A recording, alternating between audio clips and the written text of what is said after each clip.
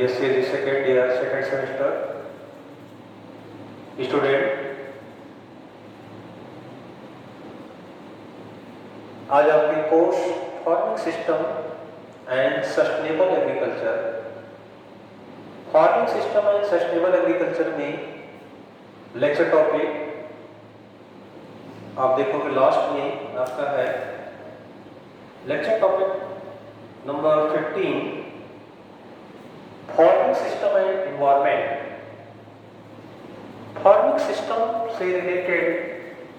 जो हम integrated farming system के अंतर्गत वहां पे सस्टेनेबल एग्रीकल्चर के अंतर्गत जो फूड प्रोडक्शन करते हैं, खाद्यान्न उत्पादन करते हैं, या उससे रिलेटेड जितनी भी इंटरप्राइज को वहां पे सेलेक्ट करते हैं, उसकी फूड क्वालिटी और मटेरियल क्वालिटी पे डिपेंड करता है कि हम वहां पे फार्मिंग सिस्टम जो एडॉप्ट कर रहे हैं, इन्वायरमेंटल क्वालिटी उसकी कैसी है। जैसे आप जो देखते हैं कि कुछ प्लेस पे जब हम प्रोडक्शन करते हैं, उत्पादन लेते हैं फार्मिंग सिस्टम में, तो वहां पे ऐसे फर्टिलाइजर का उपयोग नहीं करना चाहिए जो इन्वायरमेंट को पॉल्यूट करे या सॉइल पोल्यूशन न हो। कुछ ऐसी गैसेस हैं जो कि वहां पे जैसे ग्रीन हाउस गैसेस है एंड आपकी मीथेन गैसेस है and N2O nitrous oxide and CO2 carbon dioxide. तो इससे रिलेटेड अगर वहां पे इसकी अधिकता होगी तो हम वहां पे अच्छे तरीके से जो फार्मिंग सिस्टम में यानी इंटीग्रेटेड फार्मिंग सिस्टम में जो प्रोडक्शन दे रहे हैं उसकी फूड की क्वालिटी बेटर नहीं होगी। जो आपका मेन एम, जो टारगेट होता है कि सस्टेनेबल एग्रीकल्चर के अंतर्गत वहां पे हम अच्छे इन्वायरमेंट पे प्रोडक्शन लें, उत्पादन लें, जिससे कि उसकी क्वालिटी बेटर हो और उसको इन फ्यूचर हम हेल्दी फूड के रूप में वहां पे उसको जनरेट कर सकें। जिससे रिलेटेड आज टॉपिक पे जो डिस्कशन कर रहे हैं, जो इसके मेजर इशू हैं, मेजर जो इसके पॉइंट्स हैं, जो मेजर इसकी जो कंपोनेंट्स हैं, उस पर ध्यान देना। फूड सिक्योरिटी यानी खाद्य पदार्थों की सिक्योरिटी होनी चाहिए, उस पे जो उसमें हम प्रोडक्शन करते हैं ऐसे इन्वायरमेंट में करना चाहिए जहां की पोल्यूशन नहीं होना चाहिए, चाहे वो आपका इन्वायरमेंट पोल्यूशन या वहां पे कर सकते हैं कि सॉइल पोल्यूशन। इससे रिलेटेड अगर ऐसी प्रॉब्लम वहां पे क्रिएट होती है तो आपकी जो फूड क्वालिटी है, खाद्य पदार्थों की क्वालिटी है, वो मार्केट में उसकी डिमांड कम होगी। एंड नेक्स्ट है लाइवलीहुड सिक्योरिटी। वहां पे लाइवलीहुड जो ट्राइबल बेल्ट या इस तरीके से कुछ ऐसे प्लेसेस जब जो देखते हैं कि जहां पर नेचुरल रिसोर्सेज होते हैं, नेचुरल रिसोर्स का हम यूटिलाइज करते हैं, उसको डिस्टर्ब नहीं करना चाहिए। आज देखते हैं कि हमारे इंडिया में फॉरेस्ट रीजन धीरे धीरे नियर अबाउट रिड्यूस होते जा रहा है, जिसका टारगेट 33% रखा गया था, बट आज आप तो देखते हैं कि नियर अबाउट 15% से भी आपका जो है वहां पे बिलो होता जा रहा है। तो उसका मेन रीजन है कि हम डिफॉरेस्टेशन करते हैं, एफॉरेस्टेशन नहीं कर रहे हैं। तो वहां पे हमें एफॉरेस्टेशन करना चाहिए यानी प्लांटेशन करना चाहिए, जिससे कि इन्वायरमेंट की क्वालिटी को हम बेटर अच्छे तरीके से उसको मैनेजमेंट कर सकें। और यही कारण है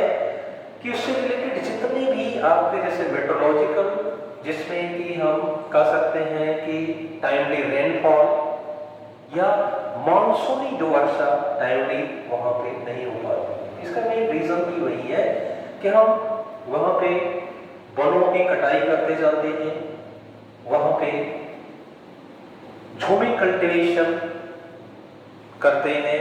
जिससे कि जब उस फील्ड में वहाँ पे उर्वरा शक्ति यानी फर्टिलिटी होती है तब तक हम उसका यूटिलाइज करते हैं, फिर उसके बाद उसको चेंज कर देते हैं। नेक्स्ट आपका है वाटर सिक्योरिटी, जो कि मेन आपका होता है कि जो प्लांट के लिए वाटर चाहिए वो आपका केसी यानी कैपिलरी वाटर होता है। बट आप जो देख रहे हैं कि हम इरिगेशन के पर्पज से, चाहे वो क्रॉप को हम ले लें, क्रॉप को इरिगेशन के रूप में, या ह्यूमन लाइफ में या एनिमल के लिए जो हम वाटर वहां पे दे रहे हैं, वाटर जो मिल रहा है, वो चीजें आपके पोल्यूशन, इन्वायरमेंटल पोल्यूशन होने से वो हेल्थ पे उसका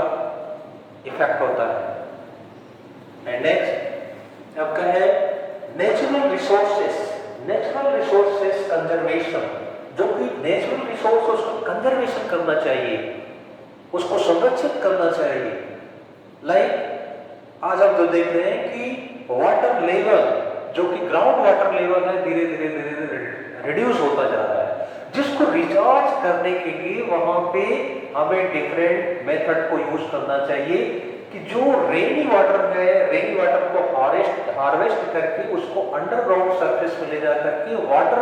लेवल को इंक्रीज करें, वाटर लेवल को बढ़ाएं। तो ये इन फ्यूचर जब नेचुरल रिसोर्स का आप वहां पे उसका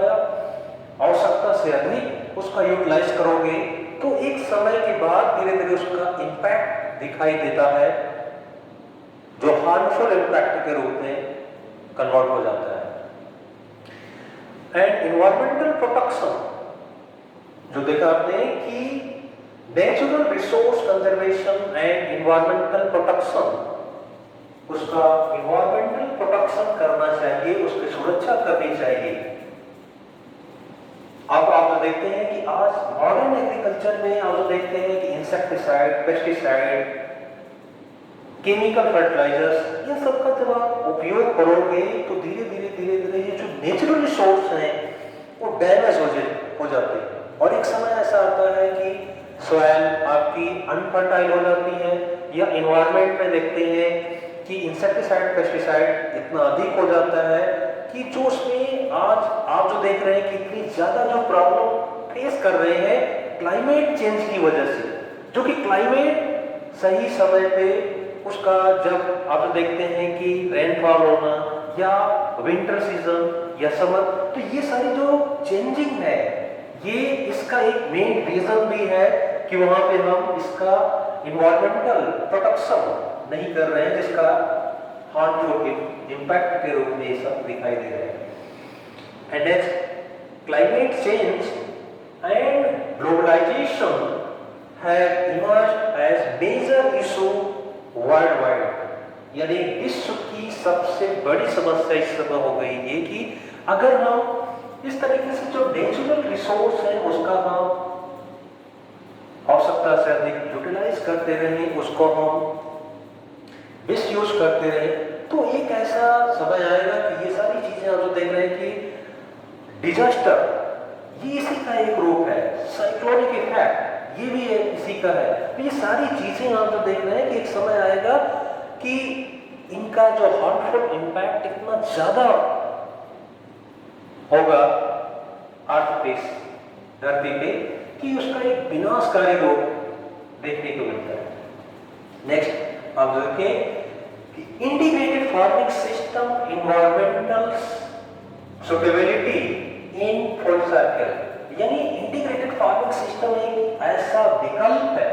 कि हमें इंटीग्रेटेड फार्मिंग सिस्टम को अपनाना चाहिए और वहां पे नेचुरल रिसोर्स का उपयोग यानी सस्टेनेबल एग्रीकल्चर को एडॉप्ट करना चाहिए, जो कि वहां पे environmental suitability in full circles, यानी वहां पे सस्टेनेबिलिटी भी आपकी जो है डेवलप होगी, environmental sustainability. And next, in farming system in interrelated set of enterprise, जिसमें IFS यानी इंटीग्रेटेड फार्मिंग सिस्टम में आप देखते हैं कि जितने इंटरप्राइज जिसका आप सिलेक्शन करते हो उसमें inter related set of enterprises, यानी वहां पे जैसे आप मिक्स फार्मिंग करते हो तो क्रॉप प्रोडक्शन के साथ साथ एनिमल हस्बेंड्री, पशुपालन, जिससे देखते हैं कि वहां पे जो एनिमल हस्बेंड्री के द्वारा जितने आपको वहां पे लाइक डंग यानी गोबर, यूरिन, ये सारी चीजें जो वहां से मिलती है उसका यूटिलाइज आप फार्मिंग में करते हो, और जो क्रॉप का जितना मटेरियल नेचुरल होता है उसको आप फॉडर के रूप में या ड्राई मटेरियल के रूप में आप एनिमल्स को वहां पे प्रोवाइड करते हैं, ग्रेन। तो ये सारी चीजें क्या इंटर रिलेटेड आपका होता है कि informing system and interrelated set of enterprise taken up so that the waste for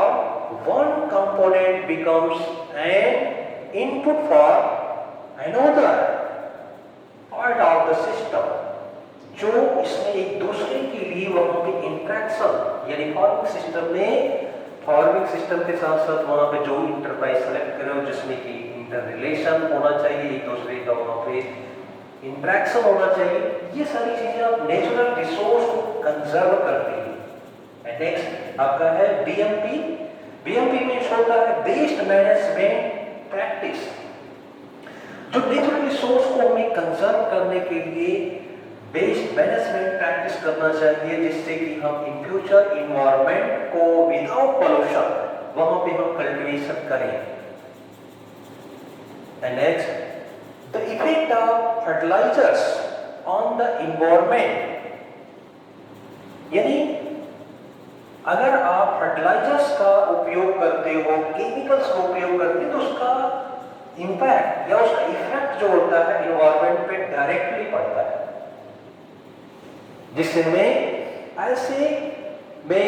natural resource यानी compost, manure like concentrated manure और बल्की मैन्योर्स का वहां पे उपयोग ज्यादा करना चाहिए, जिससे कि सॉइल की फिजिकल कंडीशन बेटर हो, टेक्सचर एंड स्ट्रक्चर उसका बेटर हो, जिससे कि इन फ्यूचर आपकी लॉन्ग टर्म लंबे समय तक वहां पे प्रोडक्शन अच्छा मिलता रहे, उत्पादन उससे अच्छा मिलता रहे, जो इन्वायरमेंटल क्वालिटी बेटर हो, वहां पे जो उसका प्रोडक्शन, जो फूड सिक्योरिटी अच्छी हो। तो ये आपका the effect of fertiliser on the environment पे फर्टिलाइजर्स में लाइक आप देख रहे हैं कि जैसे हम इंसेक्टिसाइड, पेस्टिसाइड या फर्टिलाइजर का उपयोग करते हैं ज्यादा, तो वहां पे आपका ग्रीन हाउस इफेक्ट जैसे देखते हैं कि ग्रीन हाउस इफेक्ट में भी जितनी गैसेस हैं वो हार्मफुल इफेक्ट, जो कि ओजोन लेयर पे उसका डायरेक्ट इफेक्ट पड़ता है। ओजोन लेयर पे डायरेक्ट इफेक्ट के कारण जो सन रेज से अल्ट्रा वायलेट रेज होती है डायरेक्ट सन यानी डायरेक्ट अर्थ पे पड़ती है, जिससे कि अर्थ का टेम्परेचर वहां पे इन्वायरमेंट पे बढ़ जाता है, जिससे आप जो देखते हैं कि डिफरेंट उससे रिलेटेड आपकी human disease, animal disease and बहुत सारे उसके इंपैक्ट जो हार्मफुल देखने को मिलते हैं। एंड CH4 यानी आपको मीथेन गैस की अधिकता होती है, N2O यानी nitrous oxide and CO2 carbon dioxide. And इस समय आप देखते हैं कि मोटर वाहनों से या फ्रिज या रेफ्रिजरेटर से CFC, सबसे ज्यादा मोटर वाहनों से CFC क्लोरोफ्लोरोकार्बन, जो ये सारी चीजें हैं ये आपके इन्वायरमेंट पे डायरेक्टली इफेक्ट उसका होता है। नेक्स्ट आपका है livestock production system and the main environmental changes, जिसमें हम लोग देखते हैं कि लाइवस्टॉक प्रोडक्शन सिस्टम अगर हम पशुपालन करते हैं and the main environmental changes, उसमें सबसे ज्यादा आपको जो है इन्वायरमेंटल चेंजेस उसमें उसको गुड क्वालिटी और सारी चीजें आपको वहां पे एक अच्छी दिखाई देती है, बट उसका अगर हम ज्यादा अगर देखें अपोजिट साइड से तो वहां पे उसका हार्मफुल इफेक्ट भी होता है। लाइक जैसे लाइवस्टॉक प्रोडक्शन में जैसे आपका है फर्स्ट आपका ग्रेजिंग लैंड जो होती है उसका हम उपयोग जो करते हैं कि ग्रेजिंग करने से सॉइल की इरोडेबिलिटी यानी सॉइल का इरोजन भी ज़्यादा होता है, और वहाँ पे ऐसे लैंड को देखते हैं कि वेस्ट ज़्यादा उसका यानी यूटिलाइजेशन इतना ज़्यादा होता है कि उसका इम्पैक्ट आपको हार्मफुल। एंड नेक्स्ट आपका mixed farming system. Mixed farming system में ये आपका बेटर वहाँ पे एक रिजल्ट मिलता है कि जो फार्मिंग सिस्टम के साथ साथ हम जो IFS यानी इंटर रिलेशन जो इंटीग्रेटेड फार्मिंग सिस्टम में देखने को मिलता है कि डिफरेंट जो इंटरप्राइज के साथ। And next industrial system. Industrial system में कुछ ऐसे जो इन्वायरमेंटल क्वालिटी को वहाँ पे उसका इम्पैक्ट डायरेक्टली, जैसे कुछ ऐसे में जो केमिकल फैक्ट्री है जो उससे रिलेटेड जो वाटर यूज होने के बाद निकल रहा है, तो उसका हम इरिगेशन के पर्पज से नहीं लेना चाहिए। एनवायरमेंट में उसका ऐसे प्लेस पे बाहर यूज नहीं करना चाहिए जिससे कि वहाँ में पोल्यूशन इन्वायरमेंट में अधिक होता है, बढ़ता है। एंड ग्लोबल ओवरलेज यानी वहाँ पे हम एक जो इन्वायरमेंट को पोल्यूट होने से बचे, पोल्यूशन से वहाँ पे बचाना चाहिए, और वहाँ पे हम एक अच्छा इन्वायरमेंट को डेवलप करें जिससे कि हम इंटीग्रेटेड फार्मिंग सिस्टम को ज़्यादा अडॉप्ट करें, जो कि वहाँ की इन्वायरमेंट में हम अच्छे जो फार्मिंग सिस्टम के साथ साथ डिफरेंट इंटरप्राइज का भी सिलेक्शन उसके अकॉर्डिंग कर सकें। तो आज की जो टॉपिक थी कि फार्मिंग सिस्टम एंड इन्वायरमेंट, यही पे इसको एंड करते हैं। नेक्स्ट कल इससे रिलेटेड आपको कोई अगर प्रॉब्लम्स हैं या इससे रिलेटेड कोई क्वेश्चंस हैं तो हमारी व्हाट्सएप नंबर evening 5 to 7 आप कांटेक्ट कर सकते हैं। That's all.